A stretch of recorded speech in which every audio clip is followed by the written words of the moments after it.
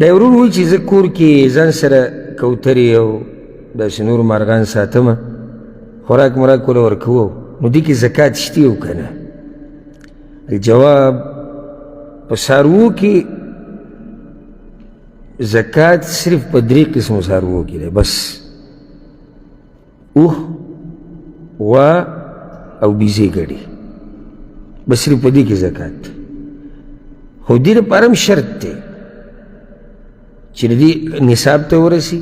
د اوښانو خپل نصاب دی، د غواګانو خپل دی، بیزو ګډو خپل دی. یو بل دا چې دا سائمه وي. سائمه څه ته وایي؟ چې سریږي، یعنې کله یو ځای کې سریږي، کله بل ځای کې دا سړی پرې خرچه نه کوي. دریم شرط دی کې دی چې کال پرې تېر شي، نو بیا په دې کې زکات دی. په څو څاروو کې زکات دی؟ 3: اوښان، غواګانې، بیزې ګډې. د دې نه علاوه چې څومره حیوانات دي پکې زکات نشته، الا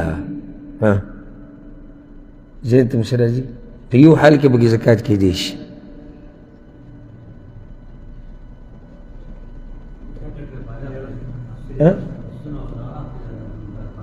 بارک الله فیک وزادک الله علما. چې کله به تجارت کوي،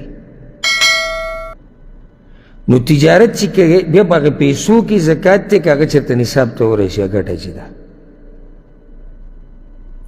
لکه یو سړی دی کوترې مارغان دا ساتي او په دې څه کوي؟ تجارت کوي. نو اوس دا زکات په دې دغه کې نه دی، په دې کوترو کې یا مرغانو کې چنچڼو کې نه دی. زکات په څه کې دی؟ په هغه پیسو کې دی. او دغه شان که نور بل قسم څاروی دغه 3 نه علاوه تجارت پکې کوي، پای کې زکات دی. والله اعلم.